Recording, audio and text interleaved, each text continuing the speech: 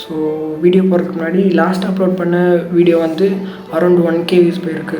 So இது வந்து இது வரைக்கும் அந்த அளவு வியூஸ் வந்து போனதே இல்லை. ரொம்பவே சந்தோஷமாக இருக்குது.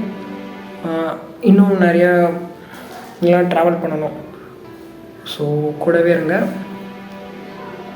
ஒன்றா ட்ராவல் பண்ணுவோம். அப்புறம் எனக்கு அந்தளவுக்கு பேச தெரில, இருந்தாலும் thank you. Keep supporting and be with us towards this journey.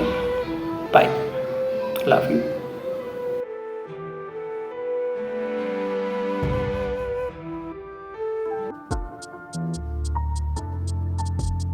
நீ அந்த காலத்துல விமனையும் உனக்கு ஈக்குவலா பெர்ஃபார்ம் பண்ண விட்டுருந்த, அவங்களுக்கு opportunities கொடுத்துருந்தன்னா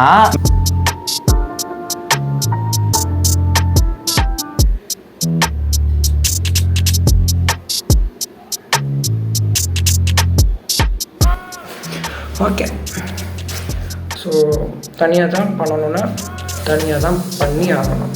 so let's start the video. So இது தமிழ் சினிமாவில் இருக்க எலமெண்ட்ஸ் ஆர் என்விரான்மெண்ட் இந்த மாதிரி வேணால் சொல்லலாம். மேபி இது ப்ராப்ளமாக இருந்தாலும் ப்ராப்ளத்துக்கு சொல்யூஷன் கண்டுபிடிக்க முன்னாடி நம்ம அதை டிஸ்கஷனுக்குள்ளே கொண்டு வரணும். அதுக்கான ஒரு வீடியோ தான் இது.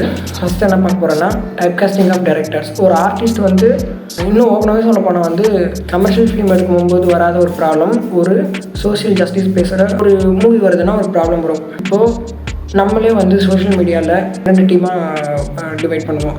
ரஞ்சித் ஒரு பக்கம், மோகன்ஜி ஒரு பக்கம், இன்னொரு பக்கம் வந்து ரஞ்சித், அப்புறம் மாரி செல்வராஜ், அப்புறம் வெற்றிமாறன் அப்படின்னு இன்னொரு பக்கம் இது பண்ணுவோம். ஸோ இந்த இடத்துல என்ன ப்ராப்ளம் வருதுன்னா, ஆர்ட்ன்றது எல்லாருமே பொதுவாக தான் இருக்குன்னும் போது அதை இந்த மாதிரி டிவைட் பண்ணும்போது ஒரு டைரக்டர் ஒரு மூவி எடுக்கிறாங்கன்னா அது ஒரு சர்டன் பீப்புள்ஸ் மட்டுமே இன்ஃப்ளூயன்ஸ் பண்ணும், அவங்களுமே அட்ராக்ட் பண்ணணுன்ற ஒரு சுச்சுவேஷன் வருது. ஸோ இது ஒரு ப்ராப்ளம். சாதியை பத்தி பேச சிறப்பாடி போனாங்க. எனக்கு சாதியை பத்தி பேசு, ஓம் ஜாதியை பெருமை பேசு. நான் வரேன்டா, இந்த படம் ஒன்று வந்துட்டேன், நான் நட் பண்ண வரேன்டா. படிடா, ஒழுங்கா படிடா. ஸோ இதில் வந்து 2 ரெஸ்பான்சிபிலிட்டி இருக்குது. ஒன்று வந்து ஆர்டிஸ்ட்டுக்கு, இன்னொன்று வந்து ஆடியன்ஸுக்கு. ஆர்டிஸ்ட்டுக்கு வந்து அவங்க ஒரு பெரிய டைரக்டராக இருக்காங்க அப்படின்னா அவங்க எடுக்க போகிற ஒரு சோஷியல் ஜஸ்டிஸ் பேசுகிற ஒரு மூவி வந்து ஈஸியாக இன்ஃப்ளூயன்ஸ் பண்ணும். ஸோ அவங்க ரொம்ப கான்சியஸாக இருக்கணும். அவங்க வந்து அவங்களோட ஐடியாலஜிலையும் அவங்களோட ஃபிலிம் மேக்கிங்லேயும் அவங்க என்ன சொல்ல போகிறாங்க, அந்த ஆர்ட்டில் என்ன கொண்டு வர போகிறாங்கன்றதுல வந்து ரொம்ப கான்சியஸாக இருக்கணும். ஸோ அப்போ நமக்கான ரெஸ்பான்சிபிலிட்டி இருக்குல்ல, ஆஸ் ஃபில்ம் மேக்கர்ஸ் கொஞ்சம் கவனமாகவும் சென்சிபிளாகவும் நம்ம ரெஸ்பான்சிபிளாகவும் ஒர்க் பண்ணுறது ரொம்ப அவசியமானது. ஸோ ஆடியன்ஸுக்கு என்ன ஒரு ரெஸ்பான்சிபிலிட்டி இருக்குன்னா, ஒரு ஆர்டிஸ்ட் ஒரு ஆர்ட்டை கொடுக்குறாங்க அப்படின்னா அந்த ஆர்ட்டை வந்து அவங்க அப்போஸ் பண்ணலாம், அவங்க கிரிட்டிசைஸ் பண்ணலாம். ஆனால் ஆர்டிஸ்ட்டை வந்து டேரெக்டாக பர்சனல் அட்டாக் வந்து நம்ம பண்ணிடக்கூடாது. Pulling heroines as a significant element. So commercial ஃபிலிமில் மேக்ஸிமம் இது நிறையா நடக்கும்.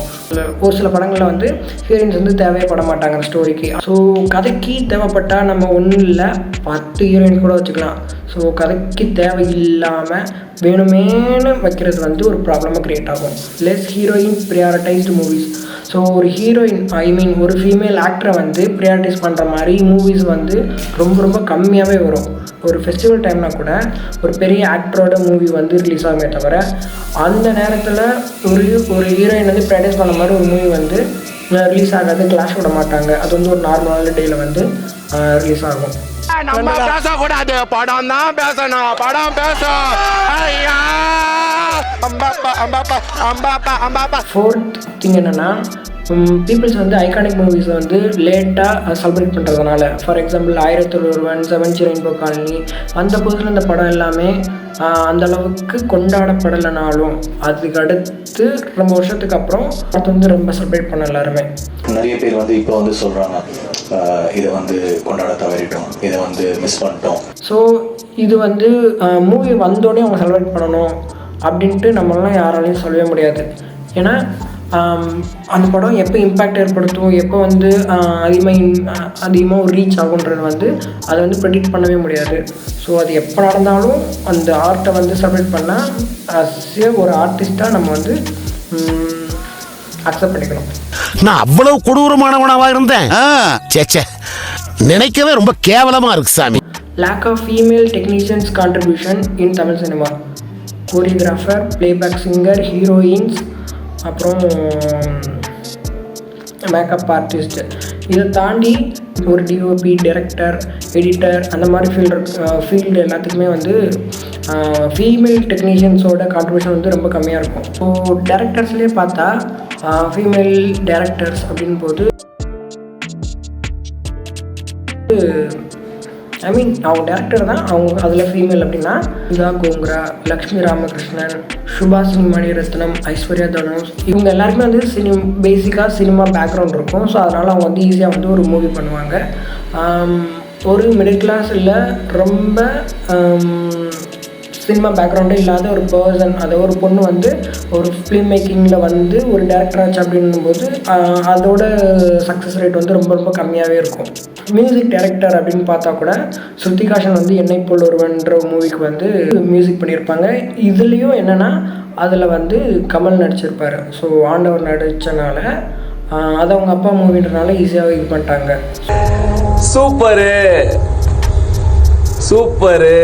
ஸோ மியூசிக் டைரக்டர்லேயும் கூட ஏஆர் ரஹ்மான், ஜிவி பிரகாஷ், யுவன் சங்கர் ராஜா, விஜய் ஆண்டனி, ஹிப்பா தமிழான்றவங்க லைனில் அதே க்யூவில் இன்னொரு பொண்ணு இப்போ வரைக்கும் வரலன்றது தான் உண்மை. ஸோ பொண்ணுங்களோட கான்ட்ரிபியூஷனே இங்கே ரொம்ப கம்மியாக இருக்குன்னும் போது இதில் ஒரு டிரான்ஸ்மனோட கான்ட்ரிபியூஷன் தமிழ் சினிமாவில் வந்துச்சுன்னு பார்த்தா சுத்தமாகவே கிடையாது. அது வந்து ரொம்ப விரலுட்டு என்ற அளவுக்கு தான் அவங்களாம் இருப்பாங்க. அவங்களுக்கு வந்து நாட்டிலே இடமில்லன்னு சொல்லும்போது மூவியில் இருக்க கான்ட்ரிபியூஷன் வந்து ரொம்ப ரொம்ப கம்மியாக இருக்கும். 1 2 3 4 5 6 7 8